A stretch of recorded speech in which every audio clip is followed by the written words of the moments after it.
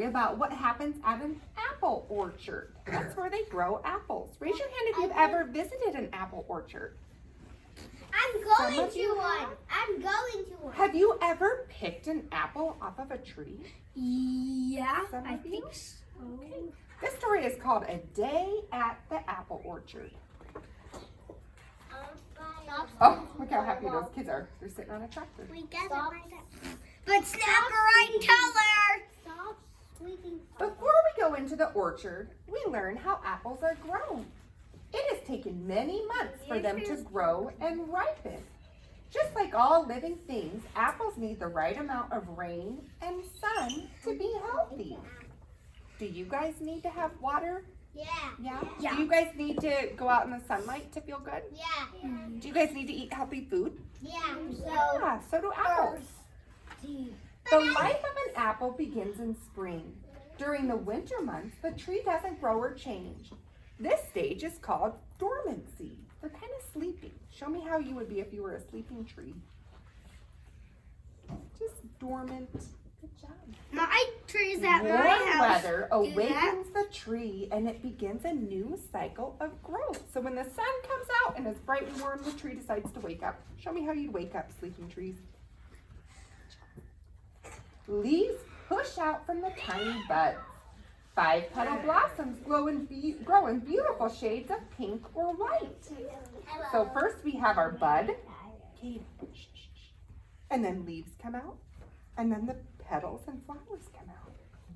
I never knew apple trees had flowers on them, did you? Yeah. And then it turns into an apple. Apple farmers set up beehives in the orchard.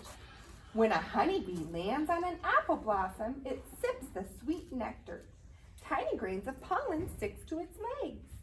As the bee flies from flower to flower, the pollen it carries fertilizes the blossoms. This is called pollination. So the bees actually help our apples grow.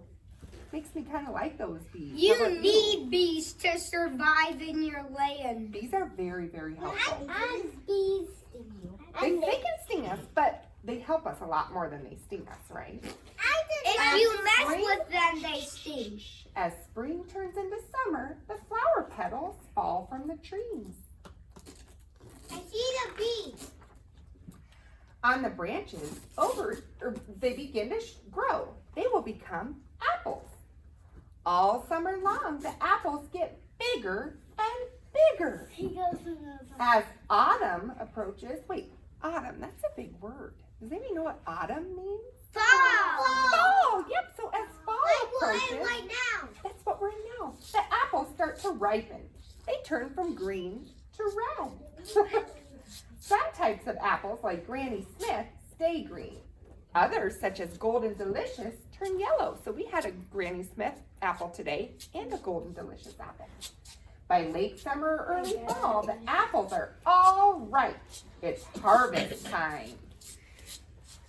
Something tells me that some of my friends in this class would do that with apples.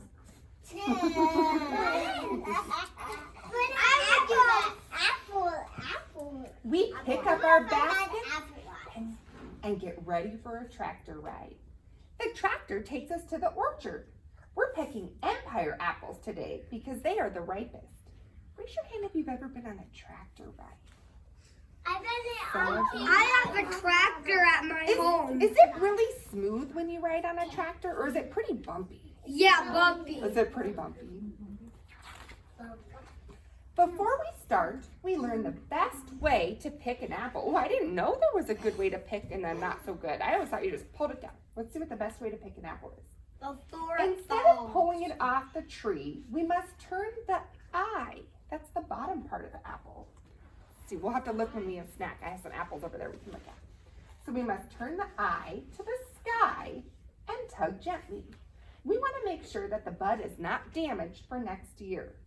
Look at that. So they kind of grab the apple and turn it upside down and then pull it off. It's time to start picking. That's a bad way. I think if you pull it straight down, it will hurt the tree so that it won't grow as many next year, is from what I understand. All right. Apples bruise easily, so we place them very gently into the basket. does that mean to bruise? Does anybody know what a bruise is? That's just a bruise on the apple. Skin. Like, so your skin gets bruises, right? Have you ever gotten like bonked on the arm and then there's a gray mark left behind on your arm that kind of hurts? Do you, oh, Xander, you have a bruise? Oh, in your hand. Even right here. Some of you, do you have any on your legs? My kids always get them on their legs. I have some. Oh, Miss Jessica, when I was free, I had a whole bunch of bruises on my legs all So over. just like our skin can get bruises, the apples can get bruises too. Let's see what happens. While we're picking, we see wire guards at the bottom of the trees. We aren't the only ones who like apple trees. Apple farmers must protect the trees from hungry creatures like rabbits, rodents, and bugs.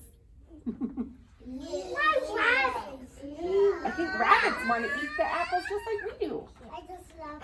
Our baskets are full. It's time to head back to the farm. Now we taste the apples. They're crisp and delicious. Next, we see how apple juice and apple cider are made with an old-fashioned press. First, the apples are put into the press. Then we turn the crank. The cider comes out of the bottom.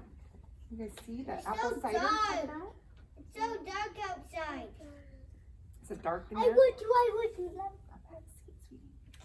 It's just Then we trees. get to have a taste test. We had a taste test, didn't we? It's been so much fun learning about apples. We can't wait to come back next year. That's the end of our story. Raise your hand if you learned you like yellow apples today. You didn't know that before. Okay, hands down. Raise your hand if you learned you like green apples today. Hands down. Raise your hand if you learned you like red apples today.